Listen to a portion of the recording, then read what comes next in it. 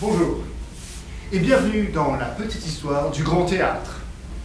Aujourd'hui, nous allons aborder une notion qui nous vient du théâtre du XIXe siècle, la mention « il remonte » ou « il redescend » dans les didascalies. C'est quoi une didascalie, j'en sais? Excellente question, Jean-Claude. La didascalie indique ce que le comédien a à faire et s'oppose en cela à la réplique qui lui indique ce qu'il a à dire. On la retrouve en général en italique dans les textes. C'est où l'italique, j'en sais? Mauvaise question, Jean-Claude. Tu peux disposer. Remonter ou redescendre sur scène, qu'est-ce que cela peut-il bien vouloir dire? Si l'on devait appliquer ces termes à l'heure actuelle, voilà ce que cela donnerait. Redescend, remonte, redescend, remonte. Ah, je pourrais m'amuser comme ça pendant des heures. En réalité, il ne s'agit évidemment pas de cela.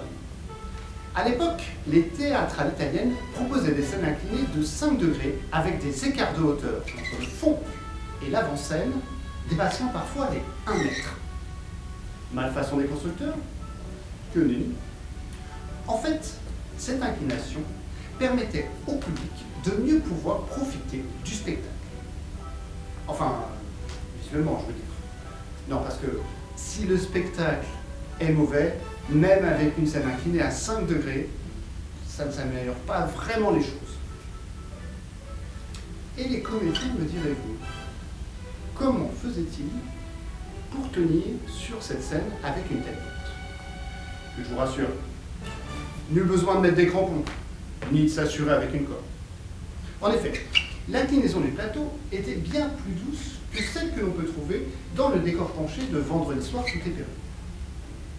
Donc, quand on remontait la scène, c'est que l'on se dirigeait vers la partie la plus haute, c'est-à-dire le fond de scène. Et quand on la descendait, c'est que l'on se dirigeait vers le public, et donc l'avant-scène. Puisque l'on parle de point de vue, savez-vous ce que signifie l'œil du prince? Ah, moi je dirais... T'as rien demandé, Jean-Claude? Oui. Donc, l'œil du prince, qu'est-ce que c'est? Non, ce n'est pas un œil avec une cape et une couronne. C'est en fait la place optimum pour suivre un spectacle. C'est celle réservée aux metteurs en scène. Et où se situe-t-elle? Au premier rang, dites-vous? Et non. Vous la trouverez en réalité au milieu du 7e rang. Bon, il y a bien entendu des variables en fonction des salles. Cette place constitue un angle de vue idéal, surplombant légèrement la scène d'une 60aine de centimètres. Pour être précis, bon, je veux dire, inutile de venir avec un mètre la prochaine fois que vous viendrez assister à un spectacle à la salle Jean Gabin. Bon, je ne le dis qu'à vous.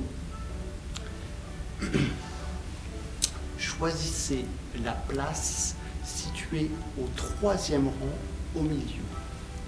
Vous verrez qu'on vous y traitera comme un prince et que tous les autres spectateurs vous regarderont avec respect et envie. Merci Jean-Claude. Et merci à vous. Je vous dis à vendredi prochain pour une nouvelle petite histoire du grand théâtre.